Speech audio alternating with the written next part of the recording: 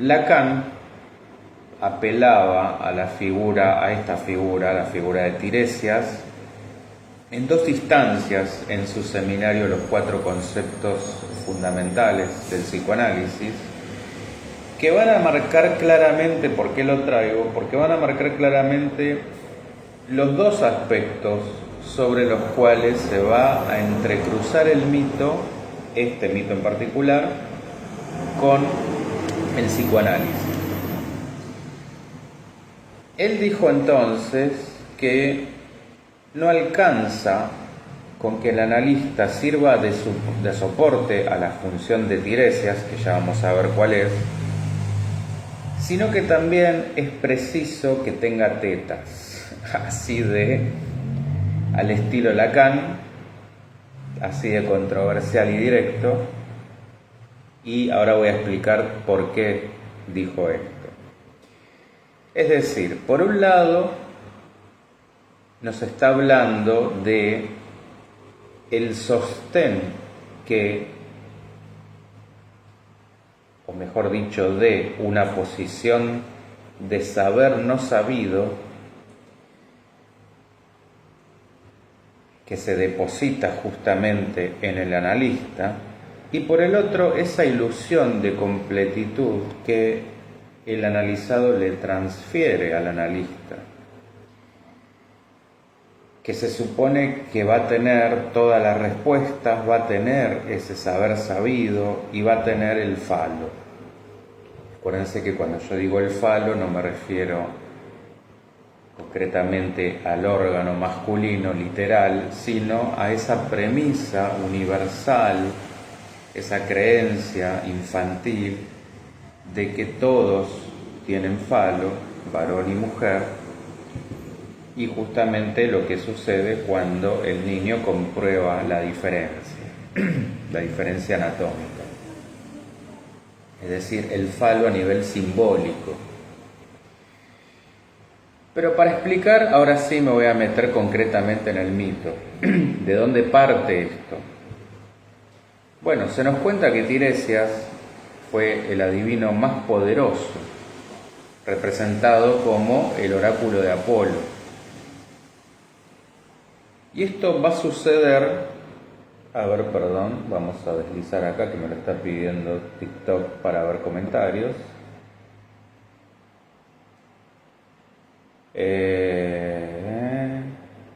Bueno, no, nada, simplemente quienes se han unido,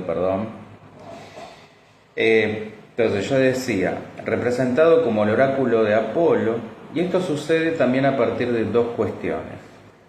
El primero, o la primera, cuando observa la copulación de dos serpientes mientras paseaba, esto es, mientras paseaba a través de uno de estos montes de Grecia, y lo que hace es, al ver esto, separar a las dos serpientes y mata a la hembra.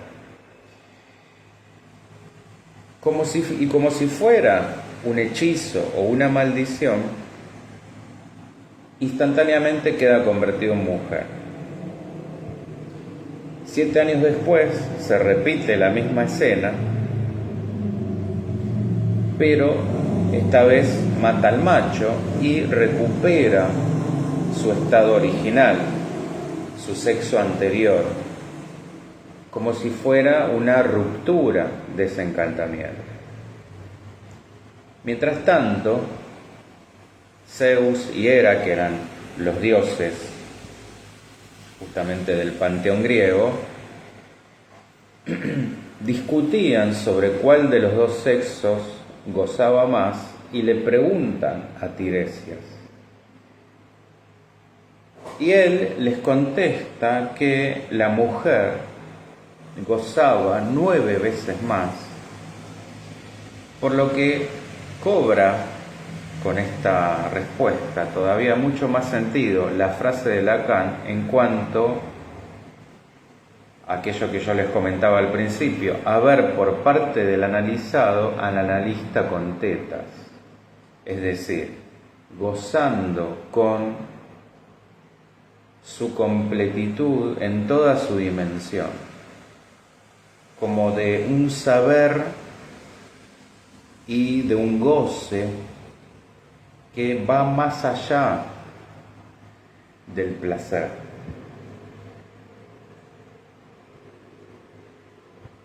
Y a Tiresias justamente lo colocan en el lugar de ese saber completo y del goce todo, de totalidad. Y por eso es que puede dar respuesta, por eso lo convoca. Este punto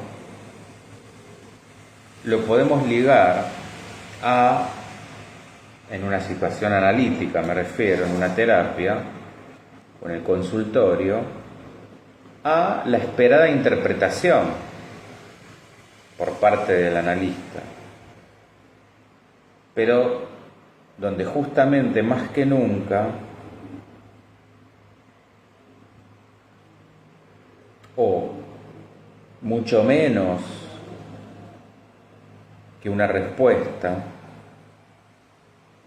que esto no va a ser posible, por lo menos una respuesta certera y cerrada y definitiva, mucho menos la esperada, en realidad lo que se produce es un incierto, una apertura.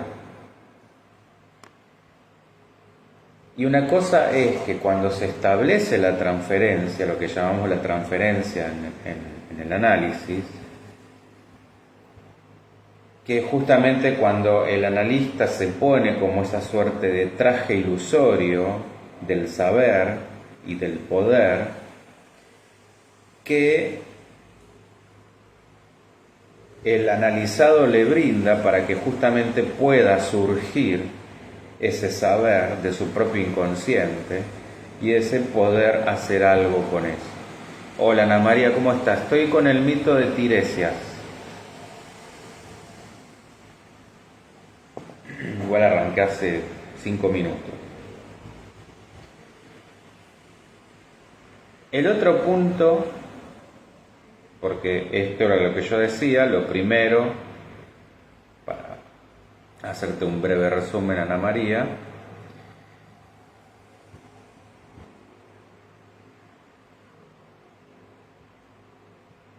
en cuanto a la parte de esta suerte de, vamos a decir, castigo, a partir de la escena que Tiresias observa o con la que se encuentra,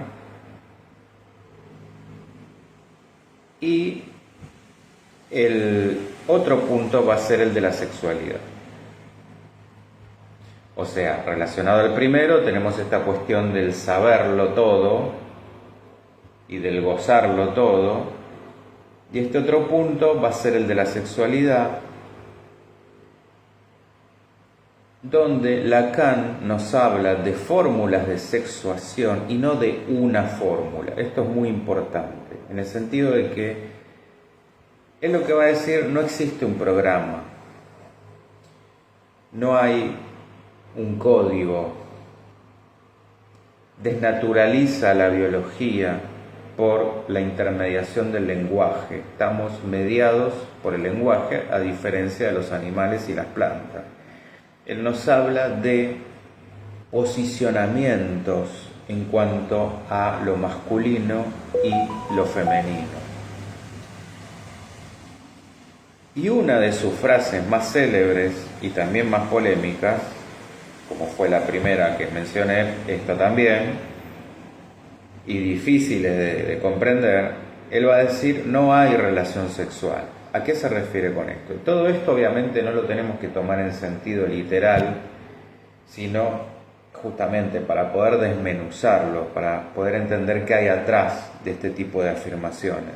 Cuando él dice que no hay relación sexual, nos va a explicar que somos seres del deseo y no del instinto, como sucede en la naturaleza. Esto va a ser una relación que intenta, pero que no se puede escribir. Es un discurso interrumpido. ¿Qué quiero decir con esto? El objeto sexual para el psicoanálisis, concretamente, siempre va a ser fallado, siempre es incompleto. Está lejos de ser un encastre perfecto, un encastre natural perfecto. Por eso el ser humano es, en este sentido, antinatural. Y no hay complementariedad entre los sexos. Cualquier cosa, ustedes ya saben, me interrumpen, si por ahí se hace demasiado complicado. Así, entonces, donde debería haber una definición, encontramos una falla. El objeto es contingente.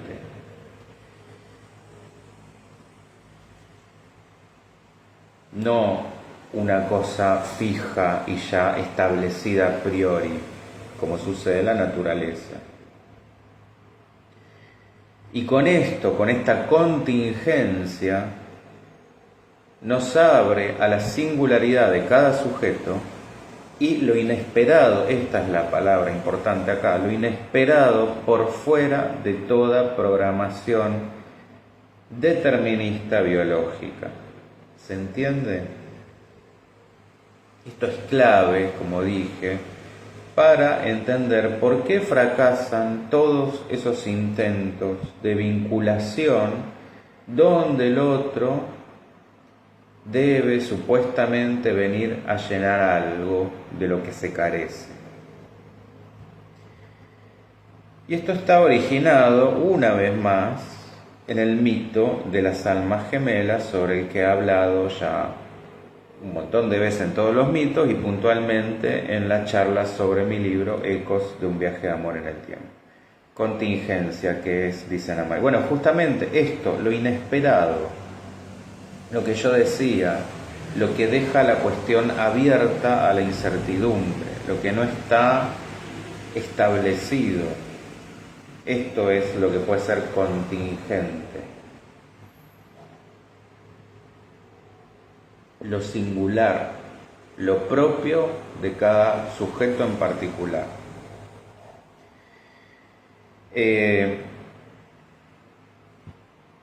Y yo decía entonces, en aquella charla, que Freud descubrió que no hay norma cuando dos cuerpos se encuentran. No hay regla, no hay un manual, no hay un objeto natural.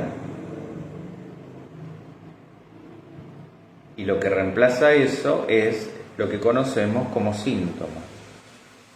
El síntoma representa lo que no se dice, es el lenguaje del cuerpo que hay que saber escuchar. Por eso el cuerpo nos habla. Podemos decir muchas cosas respecto a las elecciones amorosas, pero el amor siempre es algo que no podemos terminar de abarcar.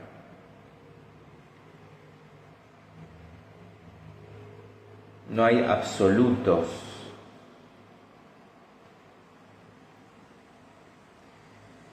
Por eso es tan complejo y no se lo puede definir ni controlar.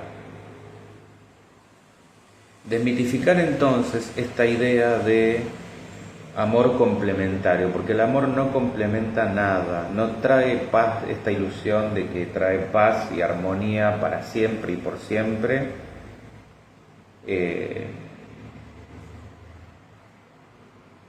Esto de felices y comeremos perdices,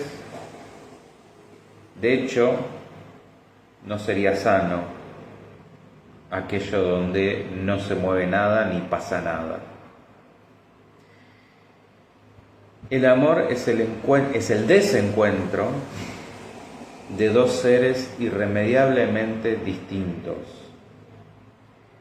Y con esto, ojo, no digo el otro extremo del conflicto permanente,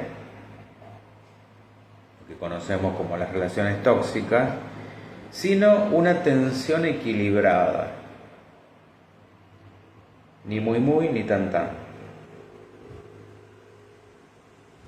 Atravesar las incomodidades, las charlas incómodas, los momentos de desacuerdo, de desencuentro y quedarse. Esto es lo complejo.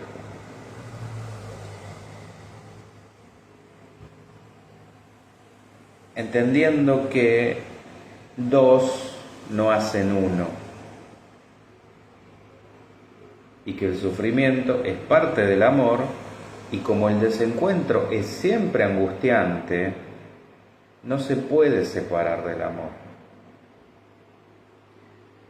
Porque lo que tenemos hoy en día es que cuando hay angustia, hay desencuentro, por supuesto, pero entonces ya enseguida no va más, hay que cambiar por otro objeto. Es la lógica del mercado. Cambiemos por otro objeto, fantaseemos con que hay otro objeto que funciona mejor, un nuevo modelo más afín con nosotros. Bueno, esta es la paradoja del amor. Uno va en búsqueda del amor para encontrar cierta estabilidad y solidez para el propio ser algo para alguien, ser reconocido, y eso falla. Acá está la cuestión.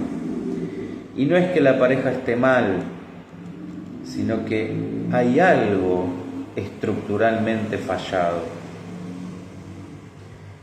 Y tiene que ver con que el amor es siempre sintomático, esto que decía del síntoma, porque lo que el otro encuentra en mí no es exactamente yo. Entonces, yo no encuentro demasiada consistencia en eso, sino lo contrario, más bien me desarma. Y por eso me puede angustiar. ¿Se entiende este punto? Esto es fundamental. Yo decía que es paradójico, porque uno cree que va a ser para el otro, que el otro me reconozca, y cuando pasa el tiempo del enamoramiento se van cayendo todas estas máscaras del amor. Y uno se va encontrando que no somos ni tan únicos ni tan especiales, que hay desencuentros, que el otro no completa nada, que nos enfrenta de hecho a la propia falta, que nos vuelve a conectar con el misterio de la vida y por supuesto de la muerte. Ana, exactamente sintomático y dinámico, exacto, tal cual. Es decir, un proceso, ya sea, estamos hablando acá concretamente de un proceso analítico, un proceso terapéutico, una terapia implica poder curarse de la neurosis, asumiendo estructuralmente un cuadro neurótico como tenemos la mayoría. O sea, ¿qué es esto? Tomar posicionarse frente a las decisiones, con sus ganancias y con sus pérdidas, entendiendo que cada decisión implica una ganancia y una pérdida. Asumirlas, y especialmente que el primer reconocimiento venga de uno mismo y no de otro. Invertir acá la ecuación. No estar supeditado a que los otros me reconozcan para validarme, sino empezar reconociéndome para que venga por añadidura el reconocimiento ajeno. Y volviendo a Lacan, él decía que es más loco creerse idéntico a uno mismo que creerse otro. ¿Qué quiere decir esto? Esto es que no sabemos realmente quiénes somos y que el yo teme enfrentarse a la verdad del inconsciente. Entonces, acá tenemos separadas una verdad del yo, quien yo creo ser, esa figura, esa ilusión que me he armado de mí mismo, y quien en verdad soy, que es la verdad del inconsciente, que es lo que va a salir en una terapia y para lo cual es necesario un análisis bien entendido. Y ahí viene la confrontación, el darme cuenta, el asumir y el tomar posición, que por supuesto esta es la parte que duele.